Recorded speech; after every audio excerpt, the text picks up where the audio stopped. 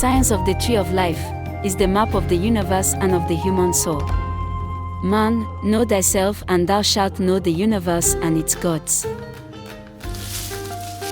And out of the ground made Jehovah Elohim to grow every tree that is pleasant to the sight and good for food, with the tree of life in the midst of the garden, and the tree of knowledge of good and evil.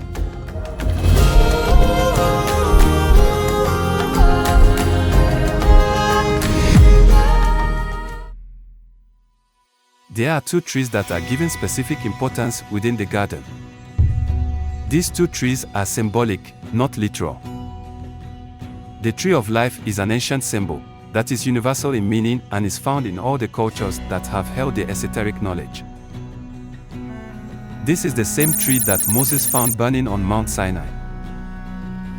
This is the tree under which the Shakyamuni Buddha found enlightenment. This is the world tree of the Mayans, the tree of life of the Aztecs, the great Nordic tree, Yggdrasil, that supports existence in its powerful vows. In the mystical tradition of Judaism, the science of the tree of life is called Kabbalah. But this wisdom is universal and can be found in every great religious tradition, although it appears under many names. The science of the tree of life is the map of the universe and of the human soul. Just as the tree of life maps the macrocosmos, the expansive universe, so too does it map the microcosmos, mankind, the reflection of the universe. Thus, the wise recommendation etched in stone above the entrance to the famous oracle of Delphi: Man, know thyself and thou shalt know the universe and its gods. The tree of life symbolizes the structure of the soul and the structure of creation. Its roots are in the highest realms, and its branches and leaves are all the worlds and the many beings that exist. This tree gives forth fruit, life, sustenance, and wisdom. In the Bible, Moses wrote that Adam and Eve were free to eat from the tree of life. This means that Adam and Eve were free to feed themselves with the science of the tree of life, the science of God, the Kabbalah. And as the tree of life also symbolizes the soul, Adam and Eve, humanity, were allowed to enjoy the benefits of abiding in a state of perfection, with an awakened consciousness. A fully illuminated consciousness is represented in the tradition of the Christmas tree, a symbol of the tree of life as passed down through Germanic, esoteric traditions.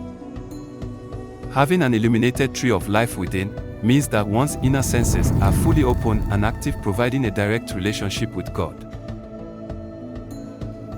Of this tree, Adam and Eve could freely eat. But there existed another tree in Eden, the tree of knowledge. And Jehovah Elohim commanded the man, saying, Of every tree of the garden you are free to eat, but as for the tree of knowledge of good and evil, you must not eat of it, for in the day that you eat of it, you shall surely die. It is clear that the tree of knowledge was forbidden to Adam and Eve, yet they were tempted by the one thing in all of paradise that was denied to them. Knowledge in Greek is gnosis, and in Hebrew, dahath. Dahath is the hidden sphere found in the Kabbalah, which traditionally is never spoken of or revealed. Dahath, gnosis, is the science of the great arcanum, that secret knowledge which has been hidden from humanity for ages. However, close examination of the use of the word knowledge in the Bible gives strong indications of the nature of dahath or gnosis. Adam knew his wife again, and she bore a son. The maiden was very beautiful, a virgin whom no man had known. In the book of Galatians, the prophet Paul described, But the fruits of the Spirit is love, joy, peace, forbearance, kindness, goodness, faithfulness, gentleness, and self-control. Against such things there is no law. These are the main fruits of the tree of life, and we can eat these fruits when we practice semen retention. The next step is when we purify ourselves from lustful thoughts, words, and actions, we automatically receive these fruits in our lives. Day by day we grow stronger as the tree of life within us burns ever so brightly. On the other hand, When we eat from the tree of knowledge of good and evil, we expel the light of God and are expelled from the Garden of Eden. We experience suffering and lose our connection with the divine. Our hearts become filled with darkness as we lose the light. Our direction in life becomes crooked. We lose our innocence and inner senses. We become judgmental about things, situations, and people, and ultimately lose the opportunity to become our best selves. Semen retention practitioners, are you willing to go to the next level and let the light of God into your heart and mind?